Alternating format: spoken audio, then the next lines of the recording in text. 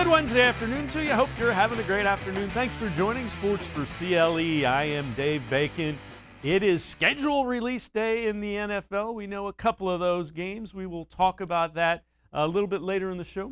Munch Bishop will join us. We'll talk Browns as well as Indians with Munch Bishop. But we begin by talking Browns football with Ellis Williams, Browns beat reporter here on cleveland.com, as well as in the pages of the Plain Dealer.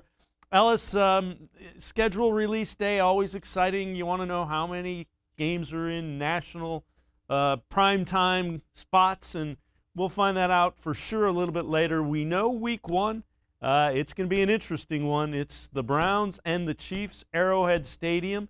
It will take one of those big spotlight games on Sunday, 4:25, likely be the main afternoon game in the late window.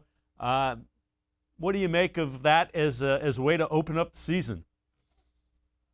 It felt like this was the one game that had the best chance of opening the season. Of course, the finish was electric in Kansas City in that divisional round game. The circumstances surrounding the loss, whether it was Rashard Higgins extending the ball and the turnover in the end zone there, or Patrick Mahomes not playing the final 23 minutes, a lot of ingredients. And it was one of those first games where stadiums were essentially packed again, even though officially the NFL won't tell you that was the case. It was really a moment in the league last year, and perhaps in Browns history, definitely the short-term history. And to revisit it so soon makes a lot of sense. And both teams have good reasons to have chips on their shoulder once again going into 2021. Yeah, it'll give you a good idea of just where you're at in terms of in the AFC. Let me ask you this. Who do you think has the advantage? Now, I know there's Patrick Mahomes and all the skill position guys are back, but they don't know what this Browns defense is going to look like because there are so many new pieces to it. Is there a part of that is an advantage for the Browns because they could come out with something completely out of the box? Yeah, so I'll keep it real. I haven't asked around about this yet, and I'd be curious just to hear as we creep up towards the schedule release, and of course the information already out, like that game's been confirmed, what people are already saying once I get around to consuming more outside opinion. But just my gut instinct and my understanding of how you want to start a season when you have new pieces on defense, this is about as bad a draw as the Browns could have got. I understand the theory or the concept of a team not knowing what an offense is going to look like, or excuse me, what a defense is going to look like, and that could be a surprise. But quite frankly, the advantage is always on the offense because they know what they're trying to execute. And if a defense with potentially 9 new parts aren't all on the same page against the most explosive offense in football in the past decade, perhaps with such freakish talents of Tyreek Hill and Travis Kelce, you can see how some blown coverages would lead to a pretty ugly situation the Browns don't want to find themselves in. So I expect the most vanilla version, aside from whatever we get in the preseason in that week 1 game for Chiefs Browns. I advise fans to maybe temper their expectations a little bit, because I'll keep it real and I'll jump right to the lead here. Honestly, I don't think the winner of this game, we're going to learn a whole lot. I don't think it's a huge deal if the Browns lose by 20. If they win, awesome. But this is a spot much like the Ravens game a year ago, and we saw what happened in that game and how little it meant towards the end of the year, where it's just going to be a lot of new stuff, and it won't mean a lot aside from maybe if tiebreakers come up when the Browns are past Thanksgiving and looking for that playoff push. The other thing is, though, it certainly gives Kevin Stefanski a way to get his players' attention throughout training camp. Yeah, 100%. Like, don't get it twisted. The players are going to go out there and want to dominate. Everyone's already posting about the game. It's that revenge factor. And if anything, that's going to give the Browns maybe a slight advantage, despite of obviously they will not be favorites. That line's probably already set, and it's in Kansas City. But just that we got something to prove against UKC, where KC has something to prove more big picture. Not that the Browns don't have long-term plans, but Kansas City wants redemption in a Super Bowl. The Browns want redemption for how their season ended, and they're going to get that chance way before Kansas City gets to play in another Super Bowl. So advantage Browns there. It's hella exciting, and I don't want to damper down anything when I say, oh, the outcome doesn't matter. Like, I realize that's the last thing any advertiser wants to hear on NFL release day, so my bad there. But they are going to come guns blazing, the Chiefs. The Browns offense is going to be in year 2 of this Kevin Stefanski system. I bet the over-under is around 68. I have no idea. It's going to be a high-scoring one, and assuming Patrick Mahomes isn't knocked out for the final 23 minutes, it's going to be back and forth, probably a lot like the Monday night game with Lamar Jackson in Cleveland this past year. Yeah, the Browns are actually 5.5-point underdogs, so that'll give you an idea of how well Vegas thinks they stack up. 3 points is usually what you give for a home team, so Vegas thinks the Browns are right in that conversation with the Chiefs. Well, you mentioned it. This is one of the games, and even though it's not the Monday night or the Sunday night game, this is the game that kind of everybody is pointing to. Take a listen to Nate Burleson from Good Morning Football. How about the Browns Chiefs? This is going to be a good one. When you look at the Browns, they were middle of the pack in defense, and their secondary, let's just call it what it is. They weren't exactly the best in the business, and they addressed that in the draft. They went and got cornerback Greg Newsome. So right out the gate, their first selection, they go out and get him. And then after that, they rebuild that defense. They add in Jadeveon Clowney to what Myles Garrett already is on that defensive line. That's scary because our last experience of watching Patrick Mahomes was what? He was running for his life. So what did the Chiefs do? They also addressed their needs. They went out there and they traded for Orlando Brown, Joe Thuney, and Austin Blythe, and then they drafted Creed Humphrey. So the Chiefs not only were listening to everybody, but I believe they were probably listening to their quarterback and saying, listen, I got to get a procedure done this offseason. Still tired from the Super Bowl. I do not want to face another team that will have me running for my life. And I said after the Super Bowl, could this be the blueprint to beating the Kansas City Chiefs? Kansas City Chiefs said, no, this will never be the blueprint again because we are going to address that. I do feel like this is going to be a big matchup. And this isn't the old Brown versus the new Chiefs. This is the revamped Browns, the more confident Baker Mayfield up against the golden child and his Kansas City Chiefs. This is going to be a good one. Yeah, that'll give you an idea of just a national snapshot of what they think this Week 1 matchup. Yeah, a lot of facts there from Nate Burleson, one all-time Minnesota Viking great. So shout out Nate Burleson. I think I said 68 for the over/under there. I meant 58, and that might be a little high. But I see this game being both teams are getting into the 30s. So that's to pick that apart a little more. Nate Burleson's right. It's going to be electric. Again, a confident Baker Mayfield. That's the key word. This is going to be a completely different Baker Mayfield than we've seen, other than some high points last year. It's going to be a continuation, a sustained success for Baker Mayfield. The offense will continue to be the strength. And then one thing that won't take time to figure out is the front. Jadeveon Clowney, assuming he gets through training camp healthy, is going to be his most healthy in Week 1, right? So he'll be screaming off the edge. Myles Garrett, there's going to be no reason for him to have any setbacks. He'll be screaming off the edge. That front will be ready. Malik Jackson, a guy who maybe later in the season could get banged up as a veteran, he'll be healthy. That front's going to be ready for the Chiefs' restructured offensive line. The secondary might just be a little more vanilla, but that might balance out, and these teams really might match up really well because on paper it looks good, and on the field they've already done it once. The other games that we're pretty confident we know of is Christmas Day. It will be one of the 2 games Christmas Day. They will be in Lambeau Field against the Green Bay Packers. That figures to be an interesting thing. Who knows if Aaron Rodgers is going to be there, but the Browns and the Packers will be in Lambeau. A 4:30 kickoff. We also know Week 7, and this is coming from Denver, the Browns will play the Broncos Thursday night. And then the other one that we know, and this is from the Boston Herald, so we trust that, Browns Patriots Week 10, 1 o'clock kickoff. So not in a late window, not in a national window. Those are 3 games that we know of. What do you make of those, and what intrigues you about those 3 matchups that we know about? Yeah, I'll touch on the 2 most interesting ones to me. First, let's start with the Packer game. For viewers that don't know, I went to college in Western Wisconsin, Eau Claire, shout out Blue Golds. So I've got a decent amount of Packer fans in my life, still some good friends, some close friends. And I reached out saying jokingly, hey, anyone want to meet me in Lambeau on Christmas morning? And, a lot of laughs and some no's. And I think we now both walked into the overworked Twitter joke of the week when we say, well, I don't blame you for not coming. Aaron Rodgers isn't going to be there either. That one's just, it's a low hanging fruit. We got to take it. And that really could be a reality. It doesn't matter for the Browns because if Aaron Rodgers isn't playing in Green Bay, I feel like it's likely Denver. They're also on the schedule. The Patriots game landing in week 10 is, again, probably not the best spot for the Browns. It gives Bill Belichick that perfect sweet spot middle of the year where they'll figure the quarterback thing out. The new defensive pieces will be humming, and you get a Bill Belichick team that's perhaps peaking at the right time. But the Browns will be doing the same. So that one is really going to be a fun matchup. And for the Browns having a third-place schedule, we're seeing a lot of marquee highlight games.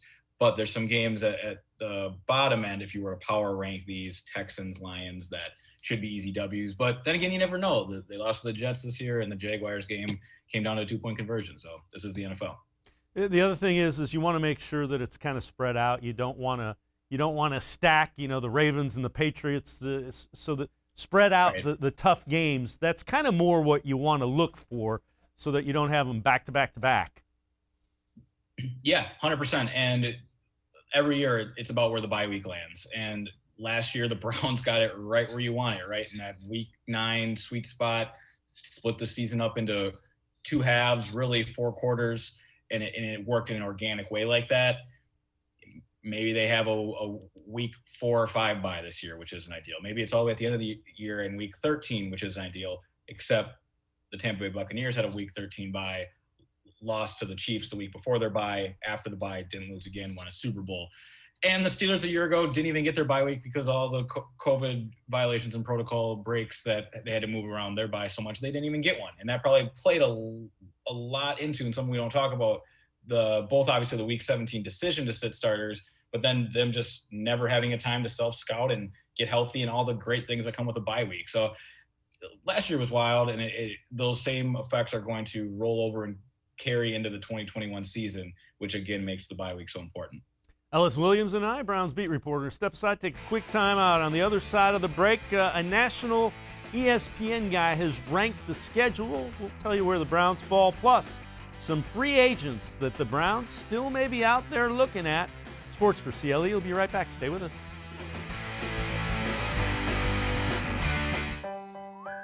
Life is starting to get back on track, and you can too. If you or your family have experienced financial hardship as a result of COVID-19, Tri-C can help with full tuition assistance.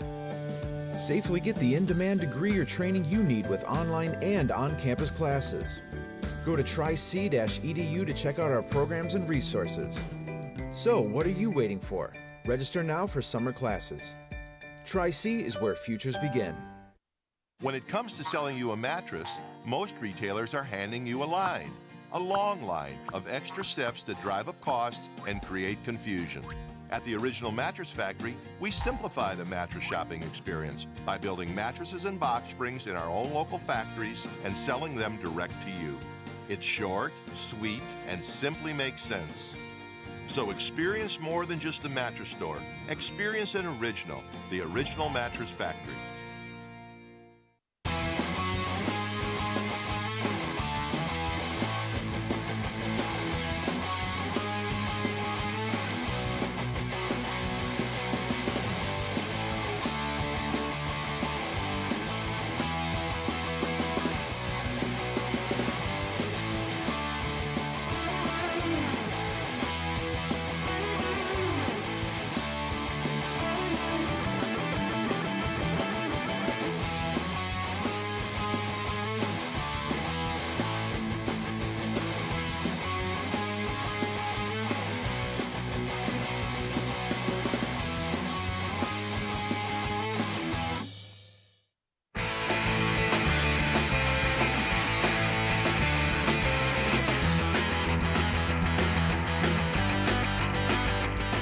Sports for CLE continues. I'm Dave Bacon. We continue talking Browns football with Browns beat reporter for The Plain Dealer as well as cleveland.com, Ellis Williams.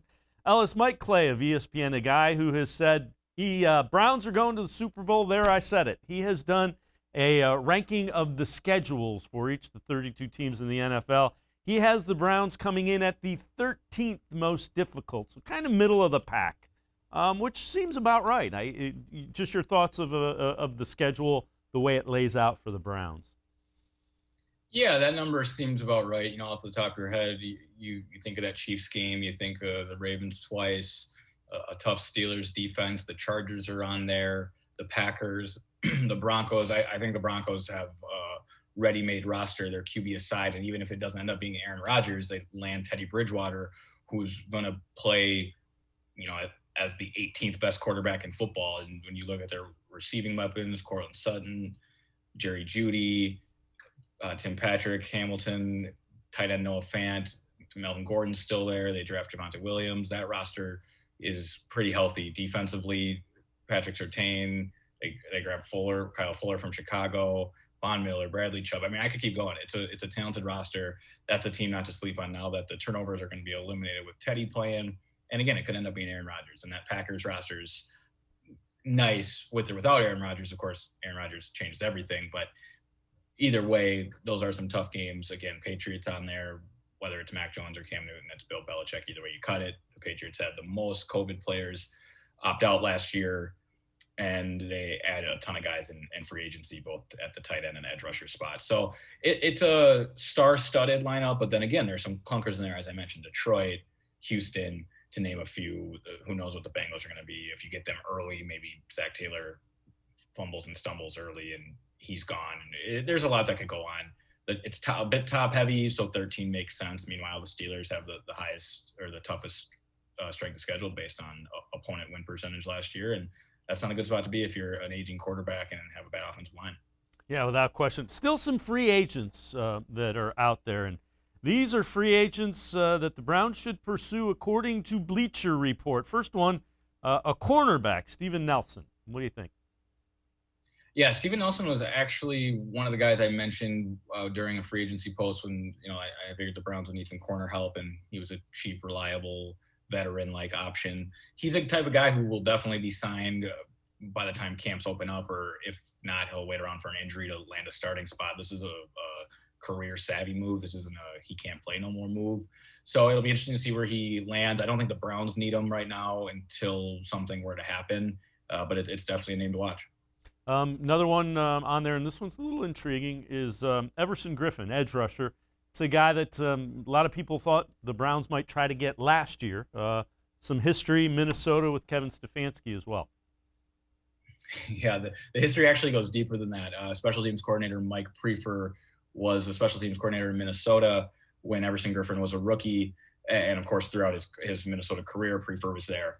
And Everson is 6'5", 270, he looks like a basketball player. And Prefer played him at gunner. And I've never seen anything like it to this day. Anyone watching YouTube, Everson Griffin, Minnesota Vikings, special teams, gunner, use keywords like that. You'll find tape eventually, and there is nothing like seeing a 21-year-old, 6'5", 260-pound runner try to be blocked by cornerbacks half his size and tackle returners who are also half his size. It was magnificent. It's been fun to pick Prefer's brain about that at times when I've had an opportunity to. So the history runs deep with Stefanski, the Vikings, and Prefer as well. Though if he ends up in Cleveland, I doubt Prefer tries him at gunner again. And they really don't need him on the D-line right now either, again, unless something happens to Jadeveon Clowney or someone else. Another one is a guard, Trey Turner, a veteran guard. Is that a guy you think they look at, or do you think they're done in free agency? It's hard to know if they're done. The little integral moves that we're talking about could very well happen. This is the type of move that'd be way more Browns than a highlight position like edge rusher or corner. Just something to strengthen that interior and have some veteran help and have some depth available. This one is one about the three I could see most likely happening are a move like this. That you could never have enough reliable big men, and this is going to be a war of attrition this year with 17 games, and then of course a planned playoff run to the Super Bowl as Berea is planning for this year and doing so accurately. One thing we haven't talked about, still have not heard anything at all about Sheldon Richardson attached to another team. I think as long as that doesn't happen, there's a decent chance that at the end of the day, if he doesn't get the kind of money he hopes to, he's coming back. Yeah, that seems like a real possibility. No news is good news if you're in the camp of Brown fans that want Sheldon Richardson back. Richardson's going to play and get paid by somebody eventually. It's just it's a wait and see type thing. And perhaps the Browns get into camp and they don't like what they see from some guys on the roster. Perhaps they get into rookie minicamp this week and aren't impressed with some of the rookies they're bringing in. This stuff changes day to day with new information, and Sheldon Richardson's going to remain patient, as clearly the Browns are going to be as well. Ellis Williams and I, Browns beat reporter, going to step aside, take a quick time out. On the other side of the break, we're going to talk tight ends, both David Njoku and Harrison Bryant. Sports for CLE, you'll be right back. Stay with us.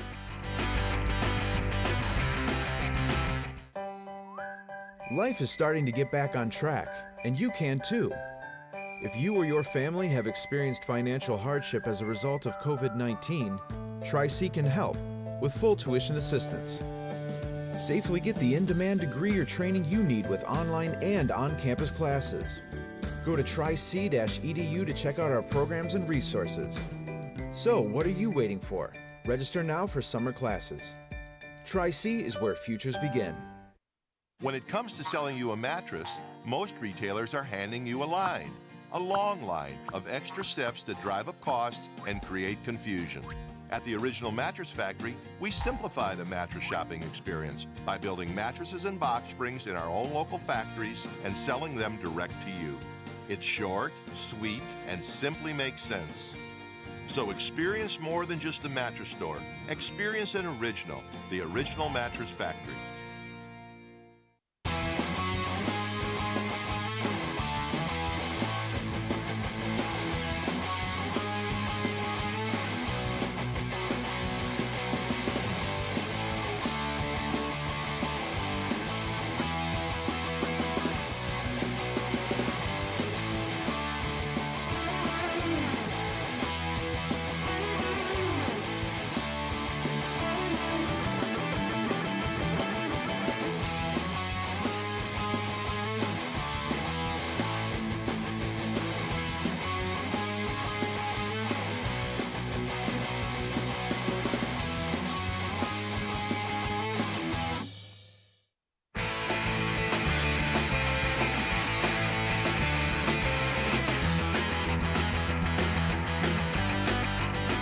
Sports for CLE continues. I'm Dave Bacon. We continue talking Browns football with Ellis Williams, Browns beat reporter from the Plain Dealer as well as cleveland.com. Ellis, what do you think? Does David Njoku have a long-term future with the Browns? Just a gut feeling. Yeah, it's a tough question. It seems like you've gotten this far, the answer would be no. I say that because of this. It is clear that David Njoku wants to be paid like a number one tight end. To do so, he'd have to put up number one tight end numbers, and he has not done that in Cleveland, not entirely because he's incapable. I thought he improved immensely last year, became this team's best blocker, their most athletic pass catcher, aside from Odell Beckham Jr., who was hurt most of the year anyway. He impressed me, to be short with it. But this is not an offense, despite the necessity of having a tight end on the field at all times and often multiple. It is not an offense that produces large volume or production tight ends. Kevin Stefanski didn't do that in Minnesota with Kyle Rudolph and Irv Smith. If you combine the numbers of the tight end 1 and 2, either in Minnesota with Stefanski or this past year in Cleveland, you get about tight end 1 numbers, but that's not how it works when you go to the contract table to negotiate. So it seems like these two teams are destined to split. Two parties are destined to split, I should say. But we'll see. A lot can change. Maybe there's a big dosing of David Njoku early this year and things are altered. But I don't see them agreeing on a dollar sign anytime soon. All right, so BrownsNation.com lists 3 reasons why Njoku might be back here long term. 5th-year option is guaranteed. Multiple schemes, multiple tight end schemes for Kevin Stefanski, and also that Kevin Stefanski and Andrew Berry always seem to be throwing superlatives his way. So I get it. Those are all true. The other thing is this is a young guy. I mean, remember, he came he came into the league as one of the younger draftees when he was taken late in the first round, and the Browns traded back in to get him.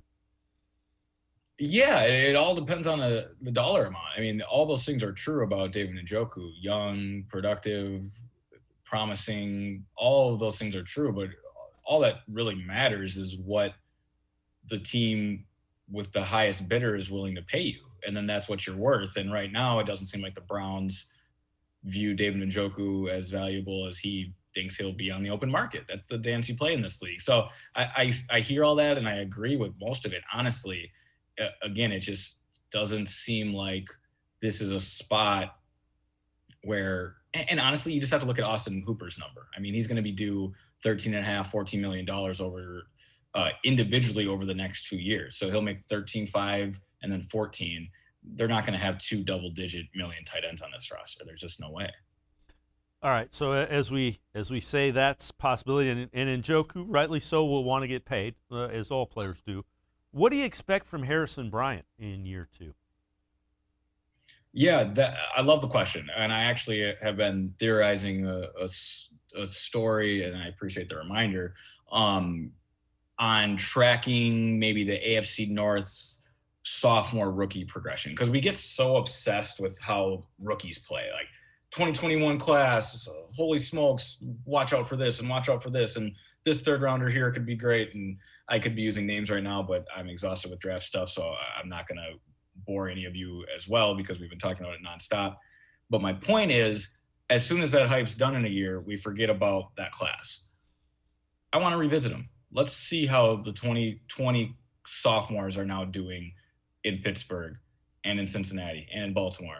And one of those guys in Cleveland is, of course, Harrison Bryant, a guy who started his year quite strong, scored 3 touchdowns in one game, I'm pretty sure. I know he had 1 multi-touchdown game. And then that fumble in Jacksonville kind of changed everything, and you didn't hear a lot from him. I expect a jump until shown otherwise. He had a lot of promise early. He's a superb route runner, a fine catcher of the football, clearly intelligent in his football IQ and his ability to get open in soft zone and beat some man coverage in the way they lined him up as a slot receiver sometimes, honestly. So we'll see why he took a step back. Well, Austin Hooper and David Njoku are better blockers and provide just probably an equal amount of pass catching ability, though I think Harrison Bryant has some quick twitch pivot stuff, slot receiver footwork that might be the most superior, but that's not enough to edge him out of those over those 2 other guys, even though the snap count would differ. David Njoku was tight end 3. Essentially, he had a nice playoff run there, but essentially he was tight end 3 if you look at snap count. So I'm expecting big things, but again, it's an offense that doesn't force feed that one individual tight end anyway. And he's the type of guy who you just want to see that gradual improvement as you carry into year 3, and then you can start seeing what a late round product could truly become. The other thing is keep in mind, Florida International, so the transition to the NFL it's pretty steep, the learning curve. But now, he's there and he knows what to expect and what NFL football is like. Yeah, exactly. And that was going to take some time regardless. He's bigger than I anticipated. He's probably put on even more bulk, and we've seen what one summer can do for a guy like Wyatt Teller. So why not Harrison Bryant? We'll find out soon. Ellis Williams and I are going to step aside, take a quick time out. On the other side of the break, we're going to talk a little bit about one of the later round picks who could really reach up and be something, a safety. And Ellis has done some film work on him. We will also take a look at Browns rookie minicamp that's set to get underway over this weekend. Sports4CLE will be right back. Stay with us.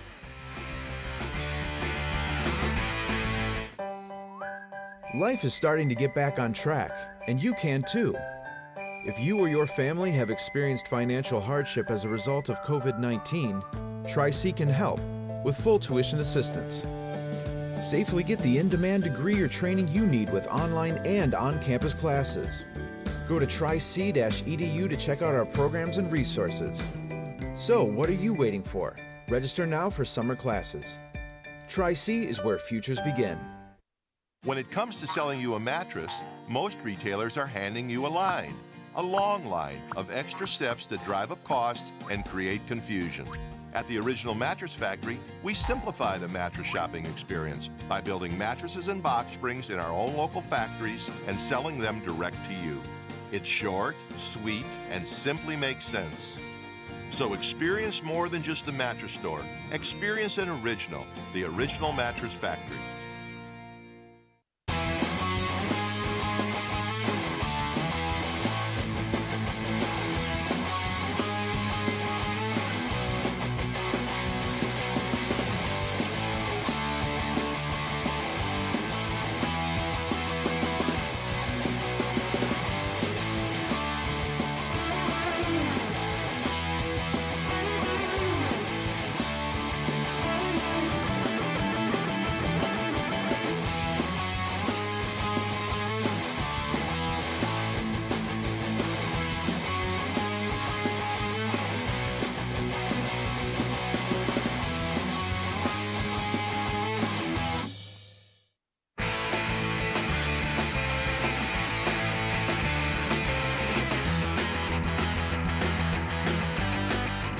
Sports4CLE continues. I'm Dave Bacon. We continue to talk Browns with Browns beat reporter Ellis Williams.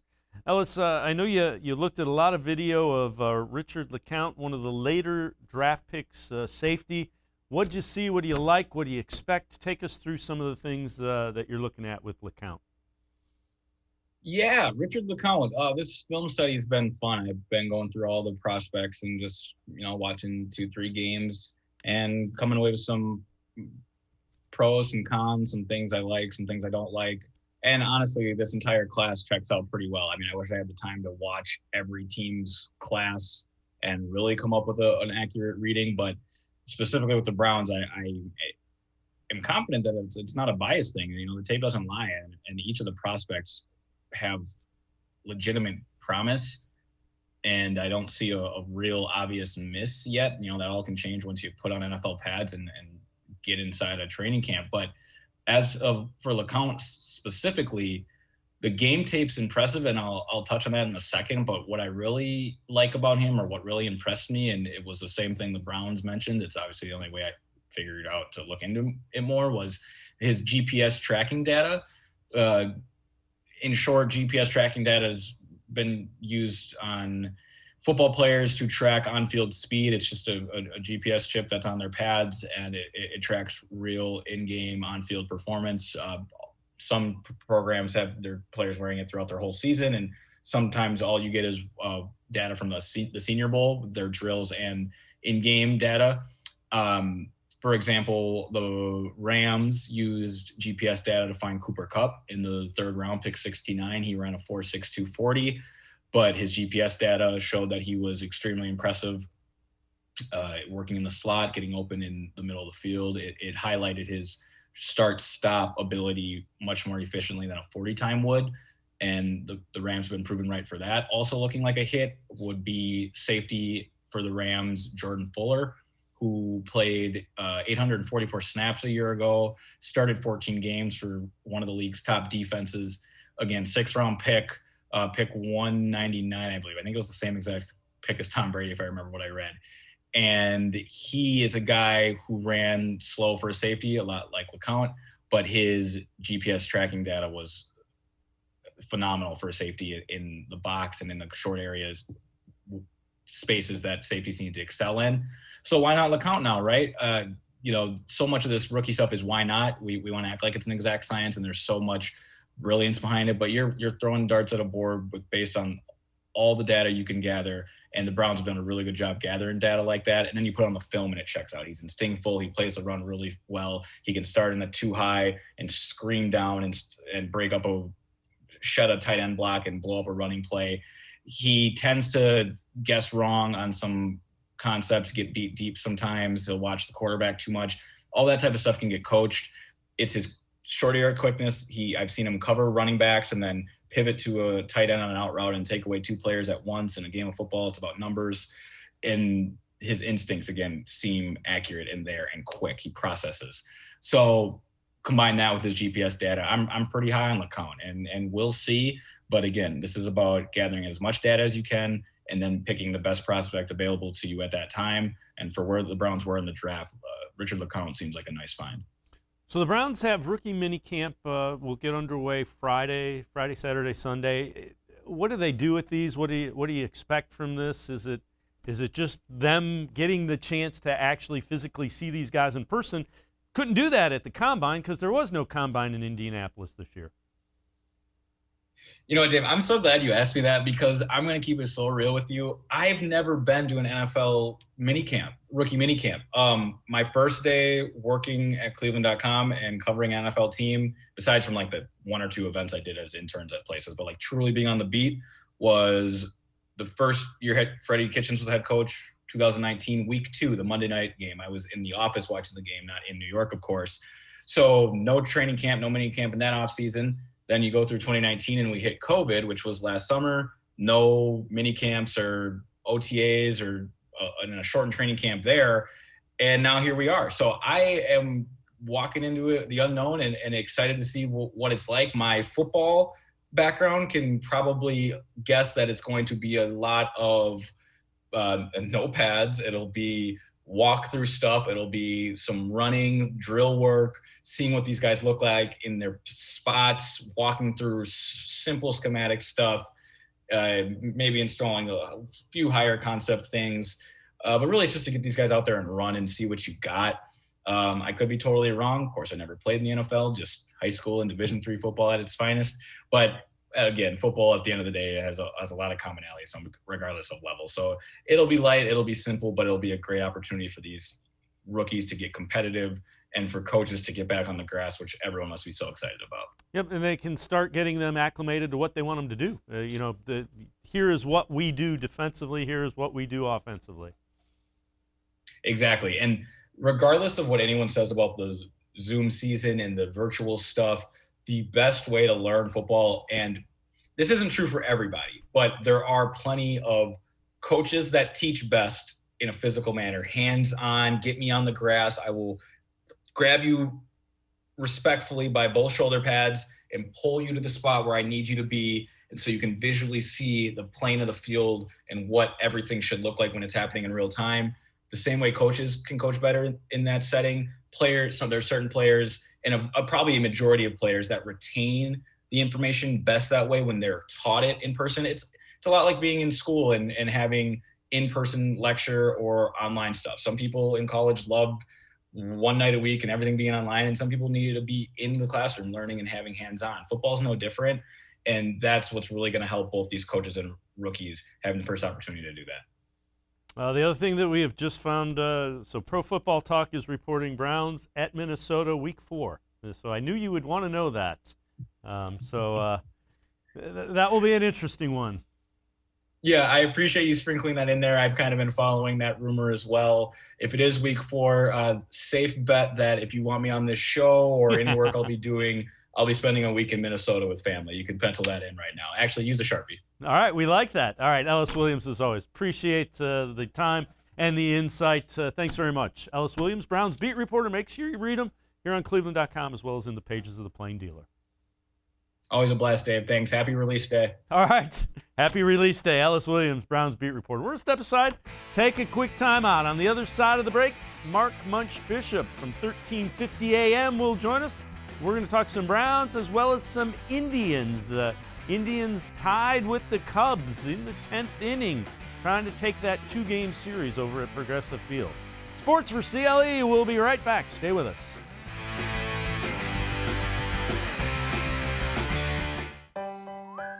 Life is starting to get back on track, and you can too. If you or your family have experienced financial hardship as a result of COVID-19, Tri-C can help with full tuition assistance. Safely get the in-demand degree or training you need with online and on-campus classes. Go to tric-edu to check out our programs and resources. So, what are you waiting for? Register now for summer classes. Tri-C is where futures begin. When it comes to selling you a mattress, most retailers are handing you a long line of extra steps that drive up costs and create confusion. At the Original Mattress Factory, we simplify the mattress shopping experience by building mattresses and box springs in our own local factories and selling them direct to you. It's short, sweet, and simply makes sense. So experience more than just the mattress store. Experience an original, the Original Mattress Factory.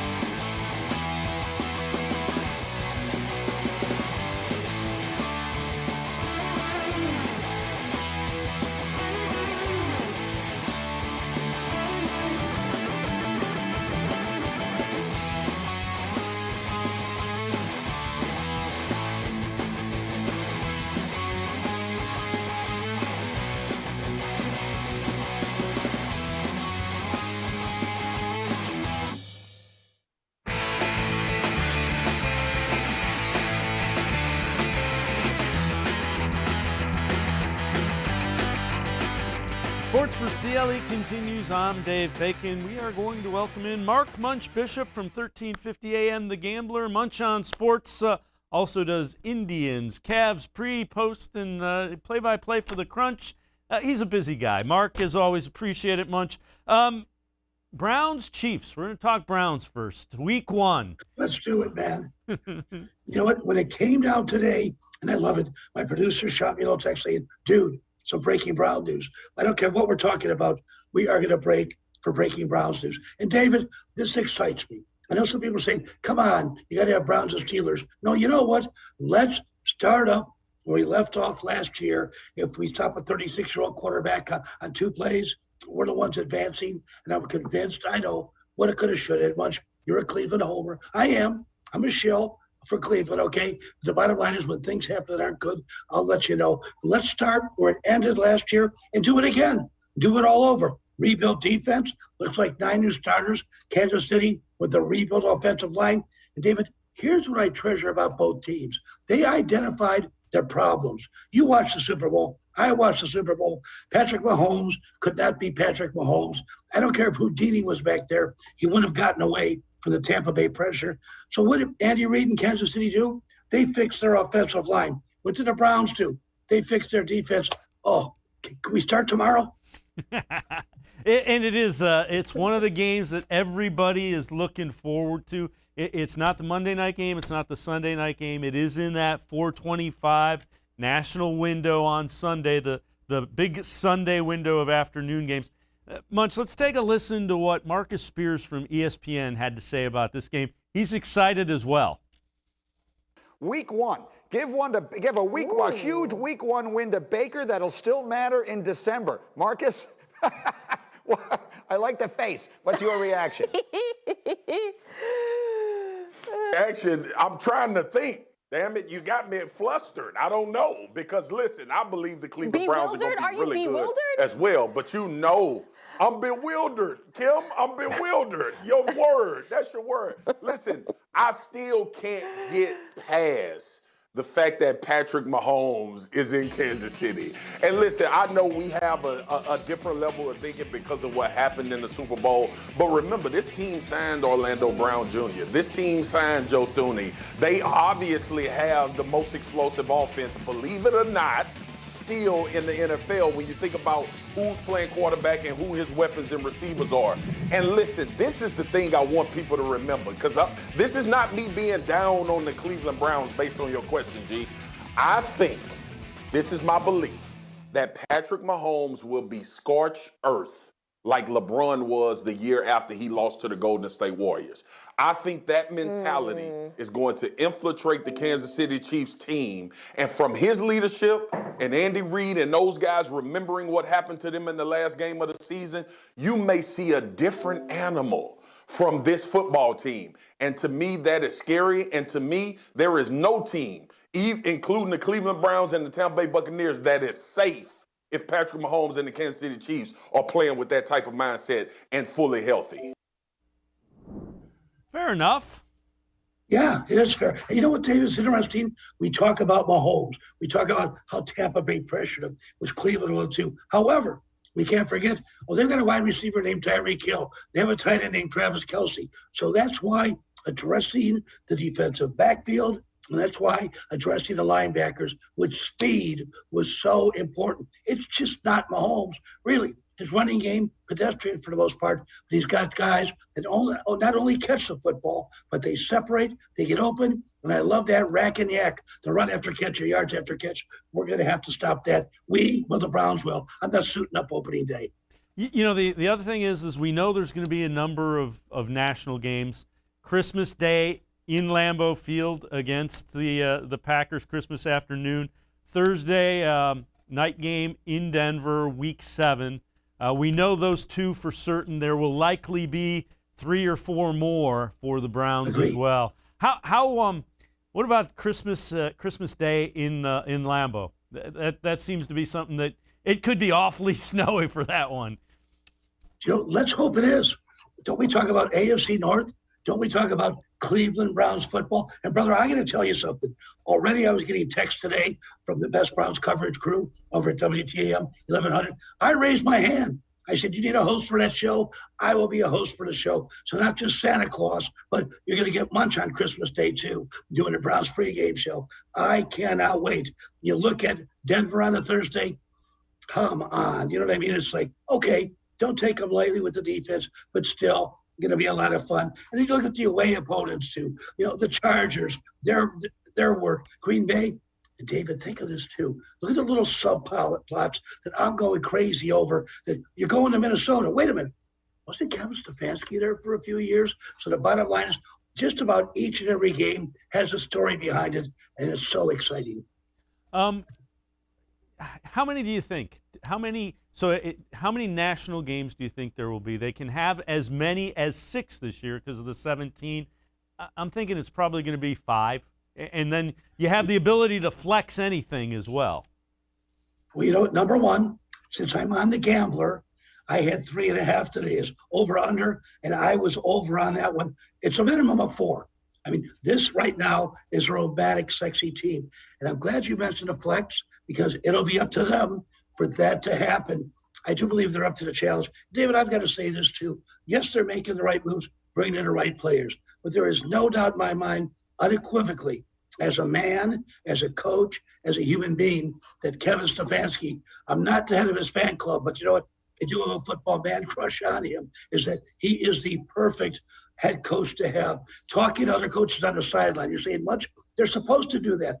Well, tell that to you. Tell that to Freddie. That has not happened on this team. No, Kevin Stefanski will keep them centered. What's the record going to be now? I don't have the slightest idea, but I do know it's going to be a fun football team to watch. And just like we were told in the past, they don't practice penalties. Well, we didn't see very many last year, at least the stupid kind, because adults are now running this team. All right, you're on the gambler.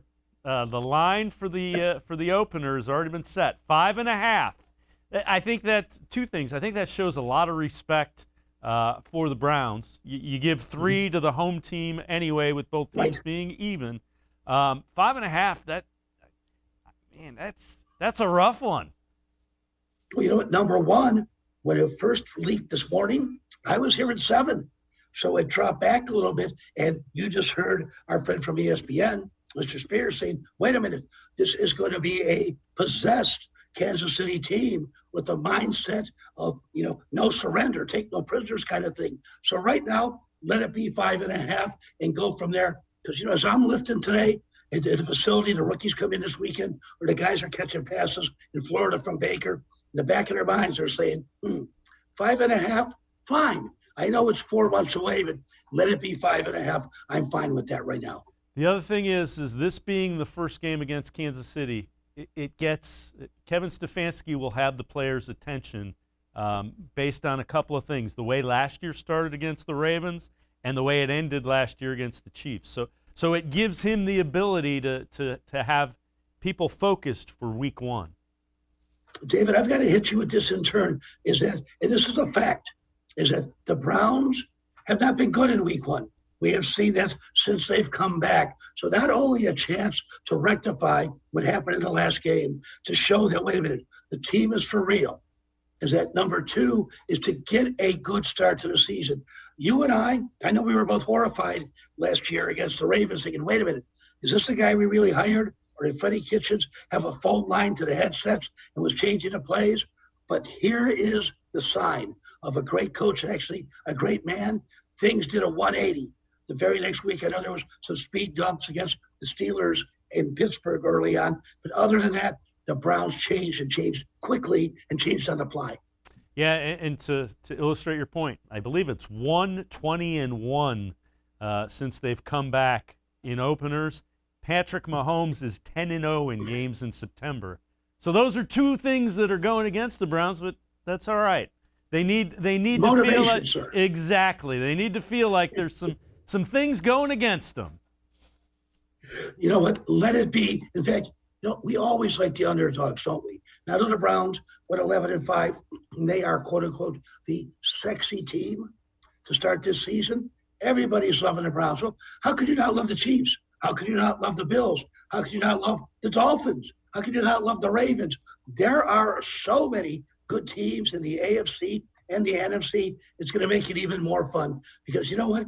That's when you rise to the top, and the Browns are building a team that should be able to do that.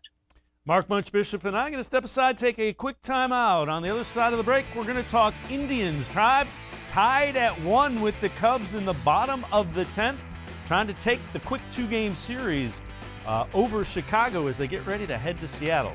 Sports4CLE will be right back. We're talking Indians when we return.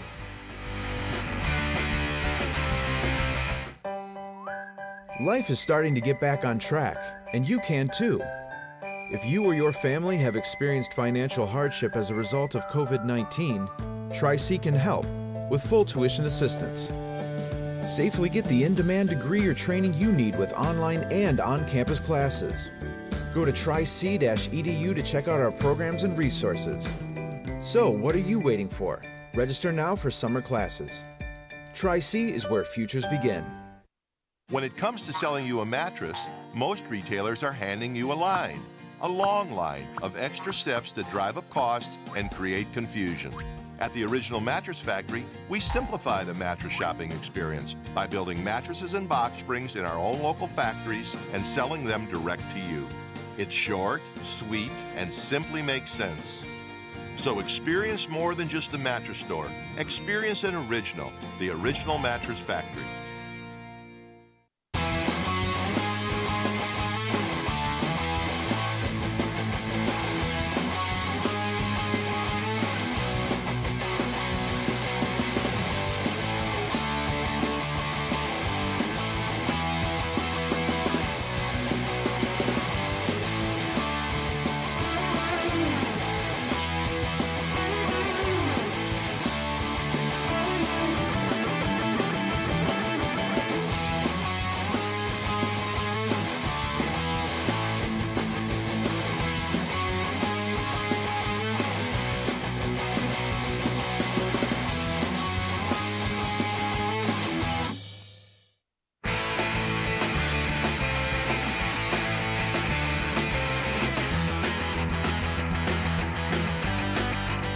Sports4CLE continues. I am Dave Bacon. Indians tied with the Cubs 1-1 over at Progressive Field. Took the first game of the series 3-2. Shane Bieber got the win last night. Let's welcome back in Mark Munch Bishop. Mark, when you look at this this year, the Central Division is there for the taking for the Indians, I feel. Your reaction to that? You know what? You and I both feel the same way. Couple of key injuries to position players, good sticks for the White Sox, no doubt, is not going to help them. Minnesota is floundering. KC, you know what? Fun to see the KC team doing what they're doing. Mid-market like Cleveland, they went out and grabbed some guys, and I can't hate on Los Santana, who loves it here. But when everything is said and done, come July, August, KC won't be there. You don't worry about the Tigers. No, not just the wild card, David, as I felt at the beginning of the year. No, this division is there for the Indians to win. Please, when people say to me, but dude, they've been no hit 2 times. I say back, but dude, games before then, they had 8 hits, 11 hits, 10 hits, and the next day 11 hits. Now, I will say this, not making excuses for it, because it's an aberration, and each and every one of those players need to look in the mirror before and after every game. Saying, you know what? Why did I swing at 3-ball-4s? Why did I swing on that same pitch I did the last time, which was clearly a ball to strike out when I was 0-2, and I knew he was going to throw me junk? They've got to, you know what, David? This is not a AAA roster lineup, right? Some people say it is. Come on. Hernandez is a pro. Jose is a pro. Naylor is a pro. Like that kid, plays with his hair on fire. Fred Mill is a pro. Eddie Rosario is a pro. They have guys that inexcusable they should be doing what they're doing. And not just the bats, okay? But the fielding, for the most part, has been average at best, getting a little bit better. I've been disappointed with Jimenez at shortstop so far. He needs to pick it up, and I don't need to see Alan Rosario at short any longer. Give it to Jimenez. Put him there each and every day. And you know what? There's ground balls to my glove side I can still get to that he hasn't gotten to this year. Yeah, he has been very inconsistent. Again, it's important to note he's young, so they got to get him back. The other thing is they've got to get production from first base. And again, I'm with you as far as these guys are professionals. I don't want to dismiss what it took for Jake Bauers to get here, but he's just not getting it done consistently enough. You can't have a first baseman. His slugging percentage after today is 270-something. That's slugging. So you can't have that kind of production from an offensive position being first base. Bobby Bradley's not hitting in the minors. Yeah, he's hitting under 200. He was hitting under 100. Either sign Albert Pujols or bring Owen Miller up and give them an opportunity to play first base. Because you're right. You look at this lineup, you've got Hernandez, Ramirez, Rosario, Reyes, Naylor. You lengthen that a little bit more, and now you're talking about something. Well, you know what? Again, we're 2 for 2, buddy, because I'm all behind Pujols. I know what people are saying. Well, he didn't hit with the Angels, so why should you get rid of a guy they got rid of because they couldn't hit? A, change the scenery will help, but B, we had someone else a while back who really didn't hit his weight. Had some key hits when needed. His name was Jason Giambi. And one thing I'm still seeing in the dugout, in the locker room, in the clubhouse, whatever you want to call it, there's still a leadership issue with the Indians. Pujols will supply that. Now, Bauer's a great glove. No, the stick isn't there. You've got to release him. Nobody takes him. He goes to Columbus. Yu Chang he makes Bauers look good with the bat and with the glove, okay? Owen Miller, I look at more as like an infielder that if you don't bring Pujols in, I would even consider putting Naylor at first base and just make that his position. Actually, last year with San Diego, Josh played more games at first than in the outfield. You got to keep that kid in the lineup too. Little things. Jordan Luplow, why is he in the league? Because he hits left-handers? Well, I haven't seen him hit left-handers, so I can go on and on with that. Yeah, and again, I'm with you with Pujols. He had 5 home runs. He was hitting 190-something, but he did have 5 home runs. He did have double-digit RBIs. Those are both upgrades from what you're getting from the first base platoon collectively. And you're absolutely right. You can say whatever you want about him. Young guys, young Latino guys, tend to gravitate towards him because he's an icon. And what do the Indians have? What do the Indians have a lot of? Young Latino guys. And he's the guy, I guarantee you this, like a Giambi, is going to be like this on the dugout fence each and every at-bat. You come over, he's going to say to you, which I just said, saying, David, you just struck out on the same pitch you struck out last time. Stop that. Look for this, look for that. Giambi, the leadership was non-paralleled when he was here. Pujols would supply the same. And you know what? You're going to get him for next to nothing. Angels are picking up most of the freight. If the average continues to drop and he can't play first, then bingo. Then he goes bye-bye too. But right now, you need power from first and third. We're getting it from third. Billy Martin used to say, whether you love or hate him, give me power to quarters in the infield, quarter in the outfield, defense up the middle with little to no stick, and I'll still make it happen. Yeah, I would agree. Munch, as always, appreciate the time and the insight. The other thing I would say about Pujols, he's not blocking anybody that's young. He's not taking at-bats away from anybody young. Thank you so much, and there's something there. By the way, I look forward to speaking to you later tonight on the Cavs pregame show. Sounds good. I look forward to it. All right, Mark Bunch Bishop. Thank you for having me. All right, appreciate it. Mark Bunch Bishop from 1350 AM, The Gambler, Munch on Sports. That'll do it for this edition of Sports4CLE. We are all out of time. Dan Lobby scheduled tomorrow, as well as Ryan Miller, and the Indians end up winning. They take both games from Chicago. It's on to Seattle. We will see you tomorrow right here on Sports4CLE. Have a great night, everyone.